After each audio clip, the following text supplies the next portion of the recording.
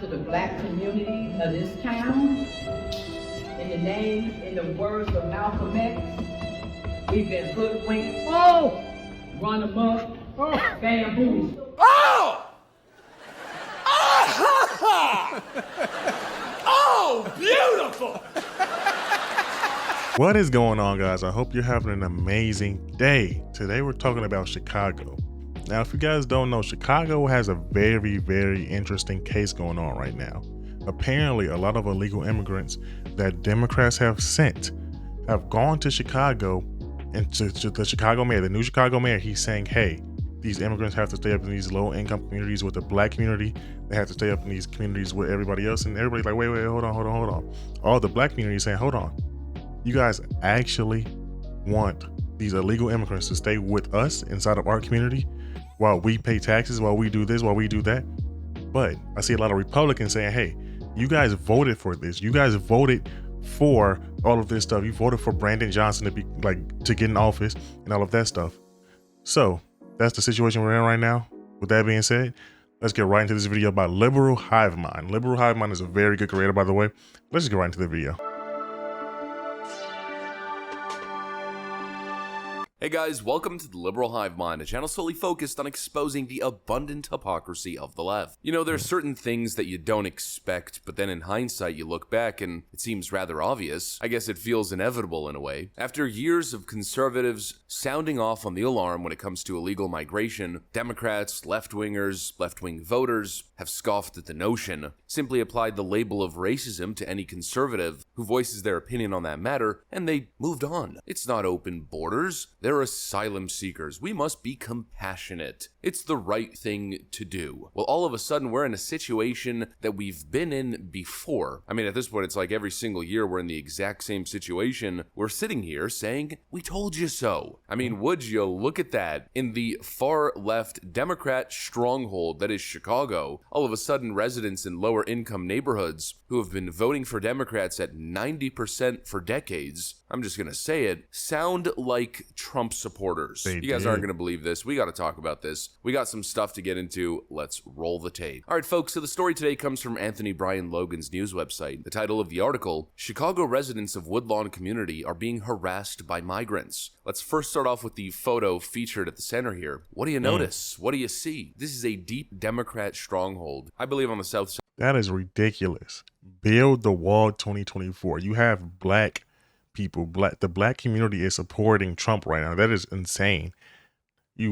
That is a sight to behold right there. You guys don't even understand. I'm from Chicago, and basically as soon as you turn 18, like, you know, especially in the black community, they just say, oh, vote Democrat, vote Democrat, vote Democrat. You don't even like, why am I voting Democrat? Vote Democrat, vote Democrat. That's all they tell you. They just you know, lunge that down your throat. Vote Democrat, vote Democrat. But look at this right here. Oh, how the tides are turning. Well, I don't know if I want to be that optimistic, but I think that the tides are genuinely turning. But let's keep going. Side of Chicago, and we have a person in the crowd with a Build the Wall 2024 poster. Not exactly what you expect to see there, huh? Clearly there's a certain immigration sentiment that seems to be creeping up, and if you actually listen to the residents of this neighborhood, I don't exactly blame them. Let them talk so they have a voice. A call for order during a heated meeting at Woodlawn's Apostolic Church of God. Who's helping me? The focus, this migrant shelter in the old Wadsworth Elementary School. I would ask you all to go out there at night, in the middle of the night, and see what goes on. What's going on, according to community members, is loitering, late-night partying, littering, prostitution, and at least one fight between migrants and residents. It got a little heated. Objects got thrown. But many of these residents say they no longer have any tolerance for the disruptive behavior by those seeking asylum here. It's making them feel unsafe. They disrespect us, they rob us, they harass us. And their patience is wearing thin. Really? So all of this stuff is happening in this Democrat-run city called Chicago. I'm very surprised. Oh, we have not seen San Francisco do the same exact thing. We have not seen New York go do the same exact thing. Oh, now we're surprised when Chicago was doing the same exact thing. They had the same exact type of leadership. The Democratic Party is terrible at running cities. We have seen that multiple times at this point on multiple occasions. I know you watching this you noticed this. If you're watching this, you have noticed that most liberal run cities, which are pretty much every city, pretty much every single major city is liberal run, I think. Let me think. Yeah, pretty much every major city is liberal run, right? If I'm not mistaken. Like, in terms of like, New York, Chicago is no, Miami is a city. No, that's not liberal run. It does, DeSantis and all of them over there. So yeah. But let's keep going. Let me say this. They got one more time to deal with it, because otherwise next time they deal with it, they're going to deal with it from the streets. We're going to take over it. Nobody's going to be able to stop us from what we're going to do to them. Much of the residents' anger was directed at city officials in attendance, including 20th Ward Alderwoman Jeanette Taylor, Chicago Deputy Police Chief Stephen Chung, and Family and Support Services Commissioner Brandy Kanazi. At one point, police had to intervene, breaking up an argument during public comments. And that absolutely is a problem. And Alderwoman Taylor says she's now seen some of them firsthand. The people who are keeping up the trouble are the people who are kicked out of the damn shelter. It's the typical Democrat Party shady tactic, convincing less affluent people to vote for the Democrat Party because we have your interest at heart and we have the interest of refugees and those most vulnerable. You vote for them, and then what do you get? You get complete chaos. If you're one of those Americans, I'm just gonna say it.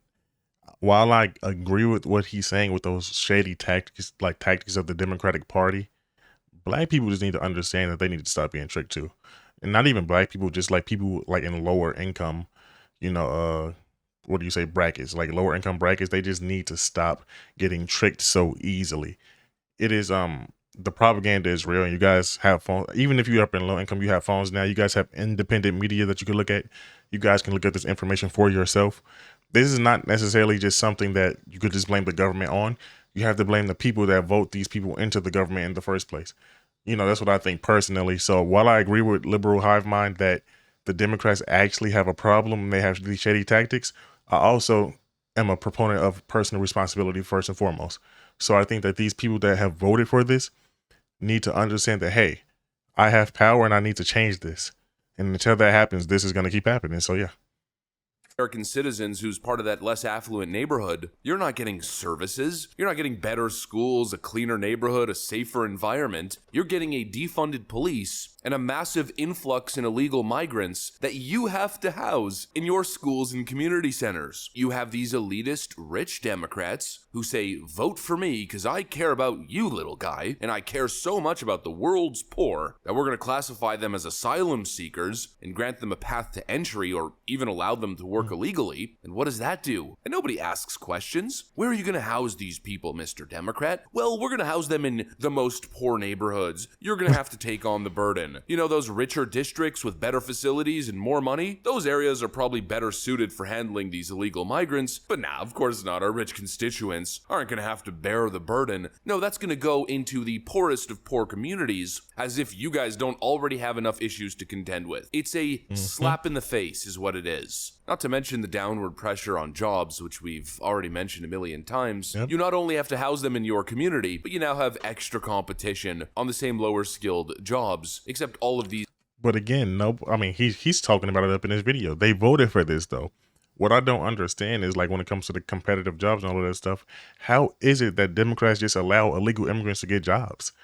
How is it that Democrats allow illegal immigrants to even really move into these low income neighborhoods? Why should they even be in the community? Shouldn't they be deported as soon as they come? I'm still semi-new to politics. I've been up in it for like about 2 years now, so that's not enough time. If anybody's in politics, you guys know 2 years is not enough to get in the game to really say that you know anything, if I'm being honest. I'm very, very humble in the fact that I don't know too much, except I'm still learning.